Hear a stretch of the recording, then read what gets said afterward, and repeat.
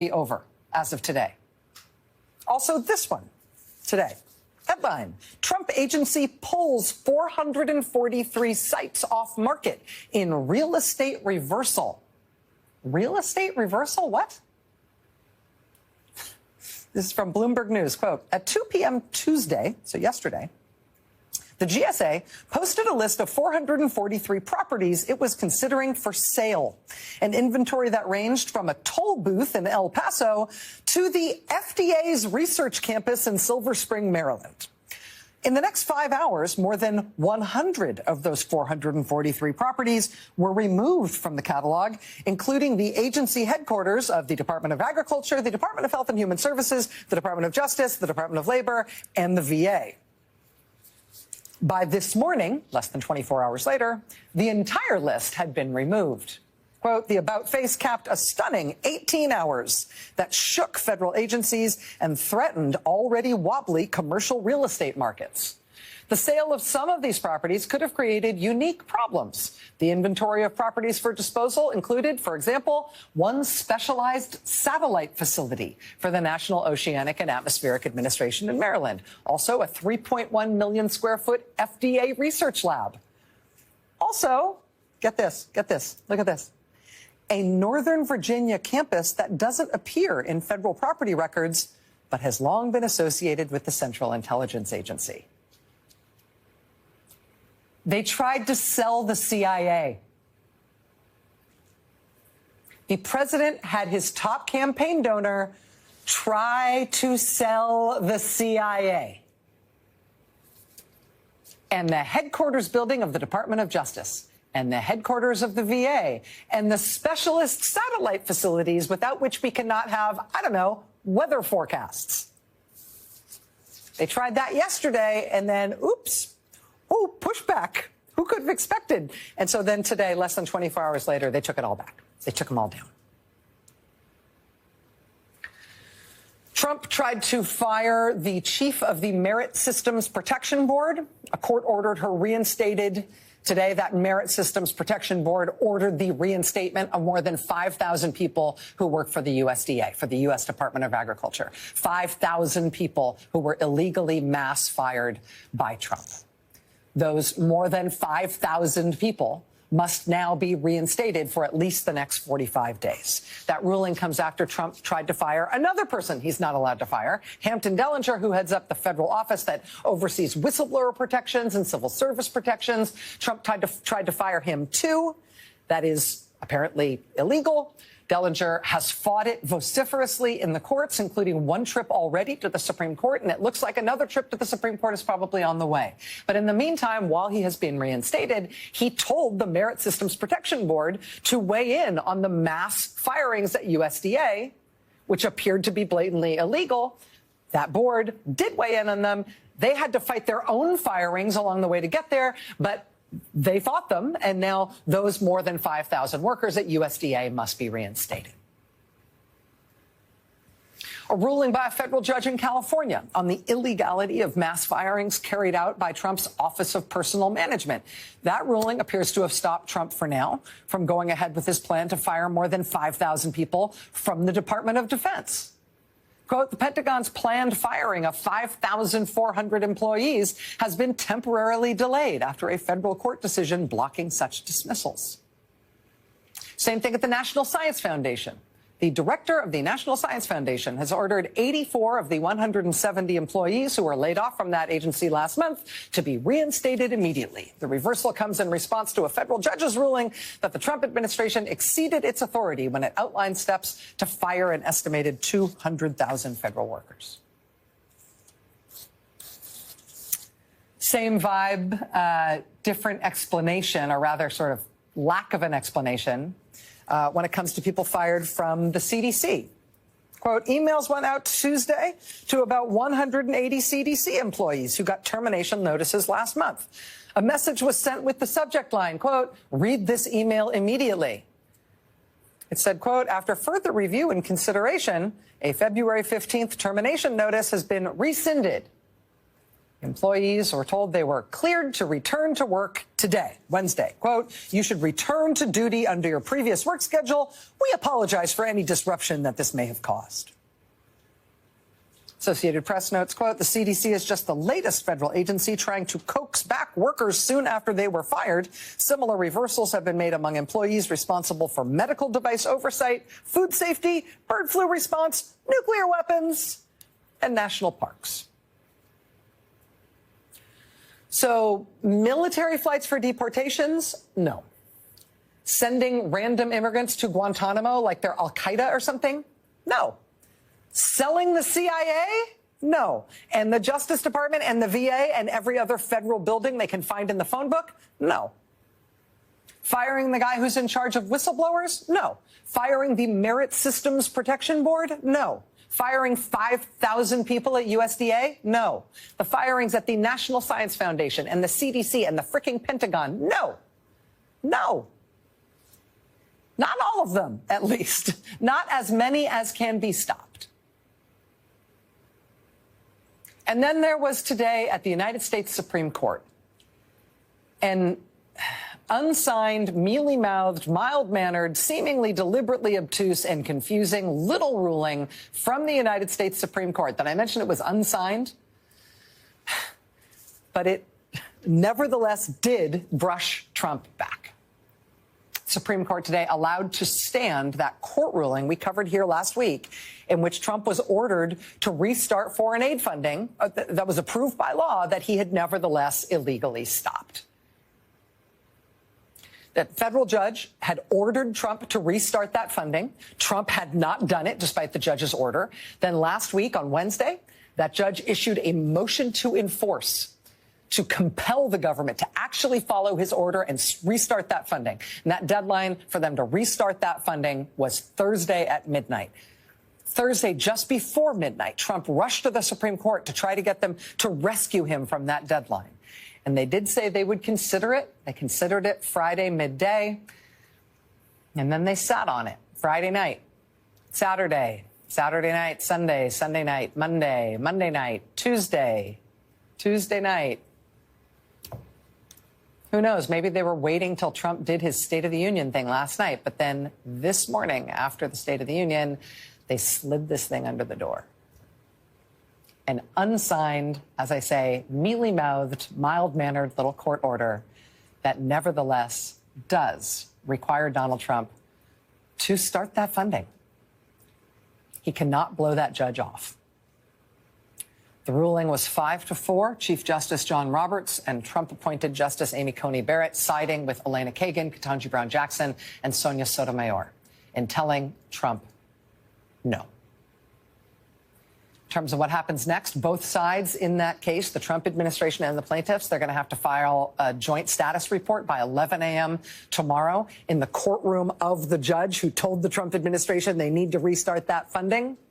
They need to file a joint status report tomorrow at 11 a.m. saying what they're going to do. But the Supreme Court has weighed in on this now, and they are not, as yet, on this, letting Trump just blatantly break the law. So we'll see what happens tomorrow at 11. But, you know, no rush, right? No rush in restarting this funding. I mean, among other things, the Supreme Court's been sitting on it for nearly a week. And that funding is still stopped. I mean, in the meantime, today, this morning, people were arrested on Capitol Hill outside a meeting between a Trump State Department official and members of Congress. These people got arrested protesting the fact that HIV treatment still isn't restarted, even though the Trump administration keeps saying that that's one of the things that they agree shouldn't be cut off, and they agree that should get a waiver, and they agree that funding should be flowing. It's not fun. It's not flowing. It's not happening. And so these people today were on Capitol Hill, engaged in civil disobedience, getting arrested to try to get that funding pried loose, to keep people alive. Pushback comes in all sorts of ways. Lawsuits, court orders, individual officials refusing to go quietly and fighting personally as high as they possibly can to keep standing the systems and protections inside our government that are supposed to protect us and protect the American government from arbitrary and corrupt lawless action. On Tuesday, and I'll let you see it, I kind of made this joke about the reaction to Trump's State of the Union. I didn't think it would actually drive anybody to what you would call doing illegal stuff. The breaking news, and I'm not sure why this isn't plastered all over Fox News, because if it was well, let me give you the story. House Speaker Mike Johnson's Chief of Staff, Hayden Hayes, was arrested on a DUI charge, driving under the influence. We don't know if it's alcohol or drugs. That was on Tuesday night after President Trump's address to Congress. Law enforcement officers have informed. Now, he's done a DUI. He's not going to be the first person to be charged with a DUI, not the last. But my point being is Johnson is somebody who is literally pointing the finger at everybody else, saying, get your life in order, when you'd actually think he would take time to, what's the word? Keep his own house, as an example. And my point being, if this was a Democrat or anything related to a Democrat, it would be all over the place. You're hardly hearing anything about it. Why is that? I repeat, Mike Johnson's Chief of Staff, Hayden Hayes, arrested, driving under the influence. Do they really that's how bad the Trump speech was? Johnson's own team couldn't stomach it. They had to take to alcohol. Why couldn't he get an Uber? This above the law thing, yeah. Comment section all yours. And I did it with intentionality. The president indicated that he had a mandate. I said to the president, you do not have a mandate to cut Medicaid. I have constituents who need Medicaid. They will suffer and some will die if they don't get Medicaid. I heard the speaker when he said that I should cease. I did not, and I did not with intentionality. It was not done out of a burst of emotion. I was emotional about it, but I did it with intentionality. I think that on some questions of conscience, you have to be willing to suffer the consequences. And I have said I will. I will suffer whatever the consequences are, because I don't believe that in the richest country in the world, people should be without good health care. I stood up for my constituents then. I'm standing up for my constituents now. I am grateful to Mr. McGovern for what he has said. I'm grateful to those who have been standing with me. But I will tell you, I appreciate you. No anger. The officers who escorted me out, they were kind to me. I don't blame the speaker for anything. Friends, I would do it again. I have to be candid with you. I'm not trying to in some way insult you.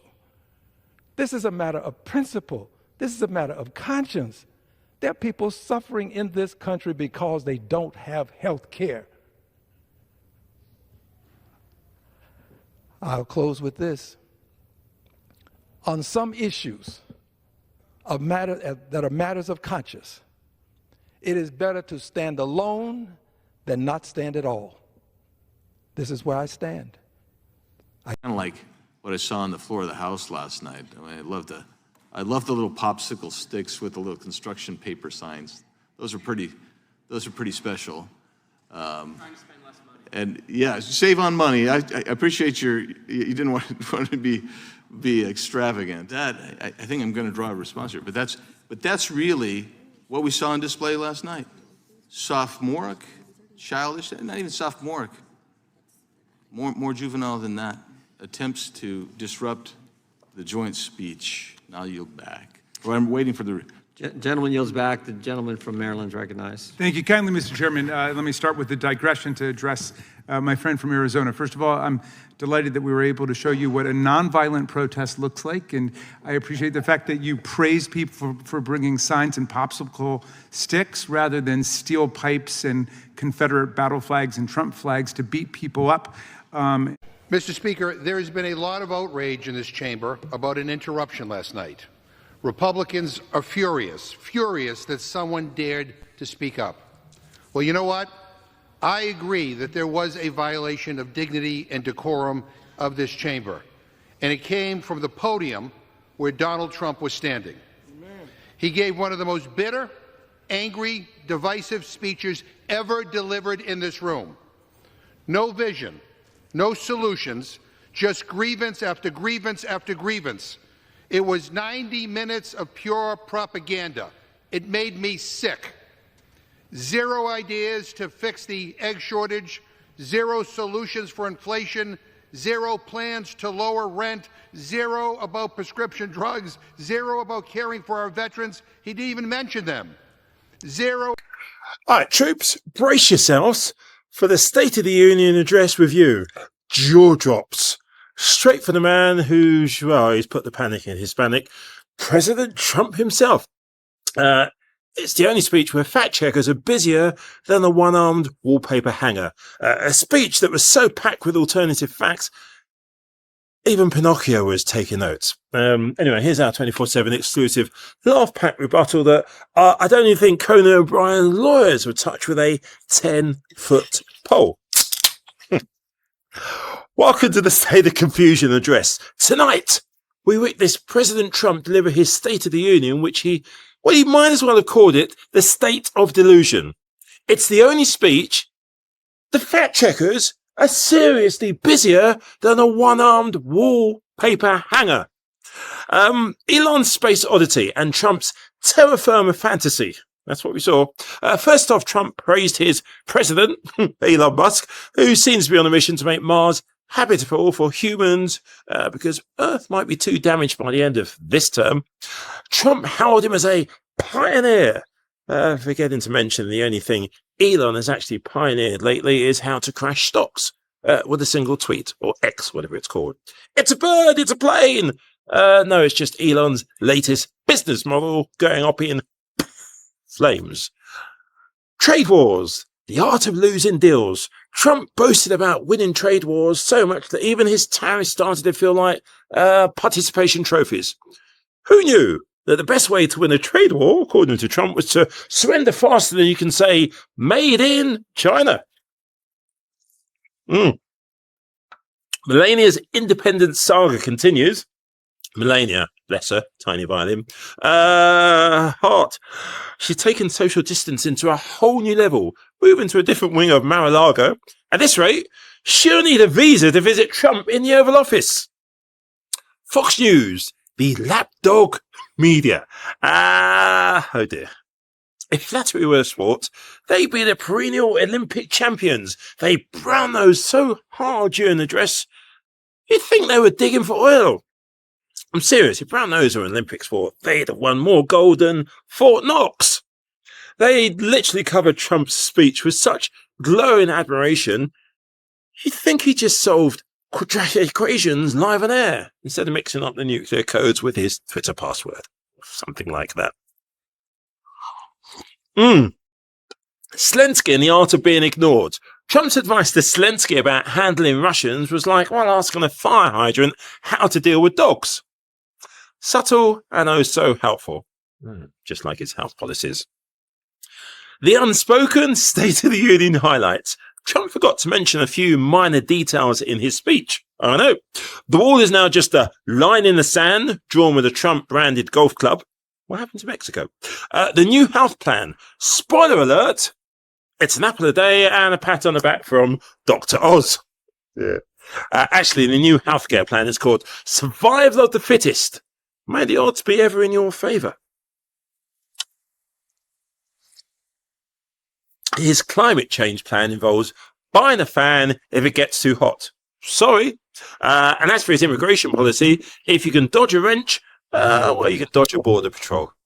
Oh, one of those planes dropping from the sky. Question. What's weaker, Marco Rubio or Trump's golf handicap? Honestly, it's a toss-up after watching that State of the Union address. Marco has been so ineffective, he makes ghost employees look busy. He's like the appendix of the political world. No one's really sure what he does or why he's there.